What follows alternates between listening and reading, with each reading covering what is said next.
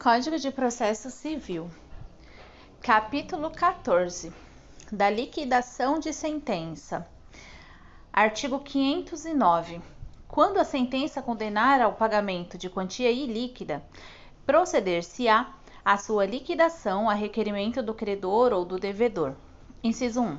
Por arbitramento, quando determinado pela sentença, convencionado pelas partes ou exigido pela natureza do objeto da liquidação. Inciso 2. Pelo procedimento comum, quando houver necessidade de alegar e provar fato novo. Parágrafo 1. Quando na sentença houver uma parte líquida e outra ilíquida, ao credor é lícito promover simultaneamente a execução daquela e em autos apartados, a liquidação desta. Parágrafo 2. Quando a apuração do valor depender apenas de cálculo aritmético, o credor poderá promover desde logo o cumprimento da sentença. Parágrafo 3. O Conselho Nacional de Justiça desenvolverá e colocará à disposição dos interessados programa de atualização financeira. Parágrafo 4. Na liquidação é vedado discutir de novo a lide ou modificar a sentença que a julgou. Artigo 510.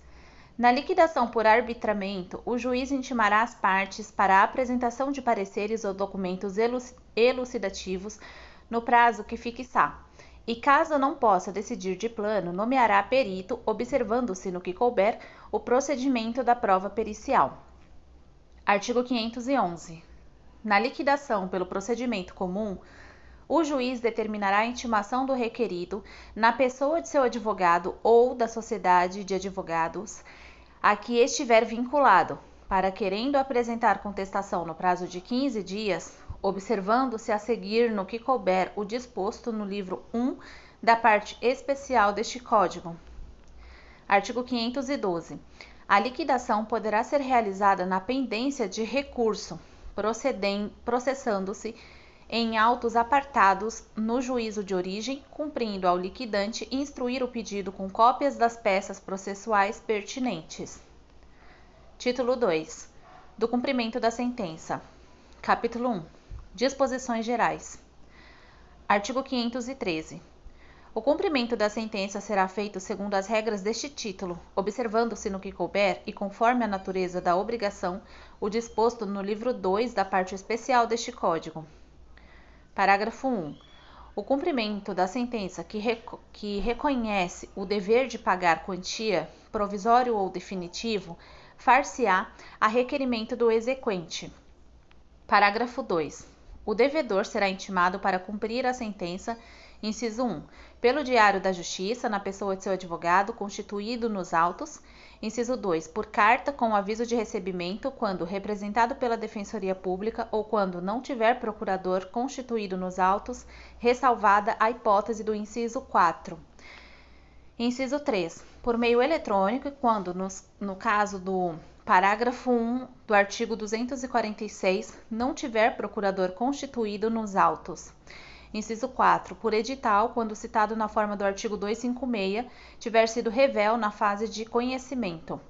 Parágrafo 3. Na hipótese do parágrafo 2, incisos 2 e 3, considerar-se realizada a intimação quando o devedor houver mudado de endereço sem prévia comunicação ao juízo, observado o disposto no parágrafo único do artigo 274.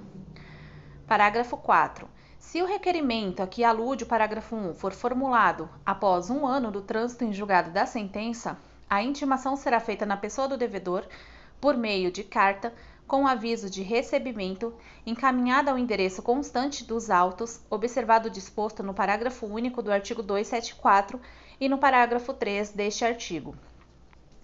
Parágrafo 5. O cumprimento da sentença não pode ser promovido em face do fiador, do cobrigado ou do corresponsável que não tiver participado da fase de conhecimento. Artigo 514. Quando o juiz decidir relação jurídica sujeita a condição ou termo, o cumprimento da sentença dependerá de demonstração de que se realizou a condição ou de que ocorreu o termo. Artigo 515. São títulos executivos judiciais cujo cumprimento dar-se-á de acordo com os artigos previstos neste título, inciso 1. As decisões proferidas no processo civil que reconheçam a exigibilidade de obrigação de pagar, quantia, de fazer, de não fazer ou de entregar coisa. Inciso 2. A decisão homologatória de autocomposição judicial. Inciso 3. A decisão homologatória de autocomposição extrajudicial de qualquer natureza. Inciso 4.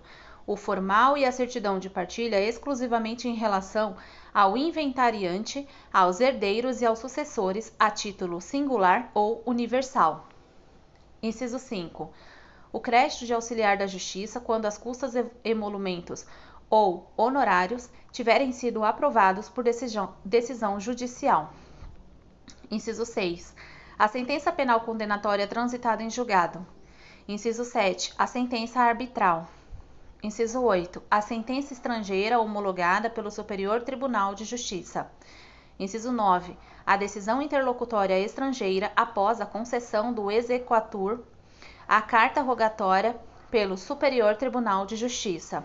O inciso 10 foi vetado. Parágrafo 1. Nos casos dos incisos 6 a 9, o devedor será citado no juízo civil para o cumprimento da sentença ou para a liquidação no prazo de 15 dias. Parágrafo 2.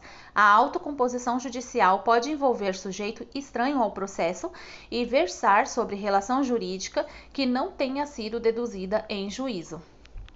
Artigo 516. O cumprimento da sentença efetuar-se-á perante: inciso 1. Os tribunais nas causas de sua competência originária.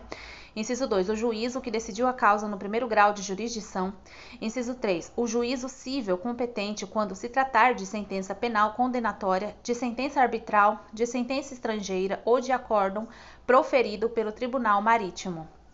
Parágrafo único. Nas hipóteses dos incisos 2 e 3, o exequente poderá optar pelo juízo do atual domicílio do executado, pelo juízo do local onde se encontrem os bens sujeitos à execução ou pelo juízo do local onde deva ser executada a obrigação de fazer ou de não fazer, casos em que a remessa dos autos do processo será solicitada ao juízo de origem. Artigo 517. A decisão judicial transitada em julgado poderá ser levada a protesto nos termos da lei, depois de transcorrido o prazo para pagamento voluntário previsto no artigo 523. Parágrafo 1. Para efetivar o protesto, incumbe ao exequente apresentar certidão de teor da decisão. Parágrafo 2. A certidão de teor da decisão deverá ser fornecida no prazo de 3 dias e indicará o nome e a qualificação do exequente e do executado, o número do processo, o valor da dívida e a data de decurso no prazo para pagamento voluntário. Parágrafo 3. O executado que tiver proposto ação rescisória para impugnar a decisão exequenda poderá requerer às suas expensas e sob sua responsabilidade a anotação da propositura da ação à margem do título protestado. Parágrafo 4. A requerimento do executado, o protesto será cancelado por determinação do juiz mediante ofício a ser expedido ao cartório no prazo de 3 dias, contado da data de protocolo do requerimento, desde que comprovada a satisfação integral da obrigação. Artigo 518. Todas as questões relativas à validade do procedimento de cumprimento da sentença e dos atos executivos subsequentes poderão ser arguidas pelo executado nos próprios autos e nestes serão decididas pelo juiz. Artigo 519.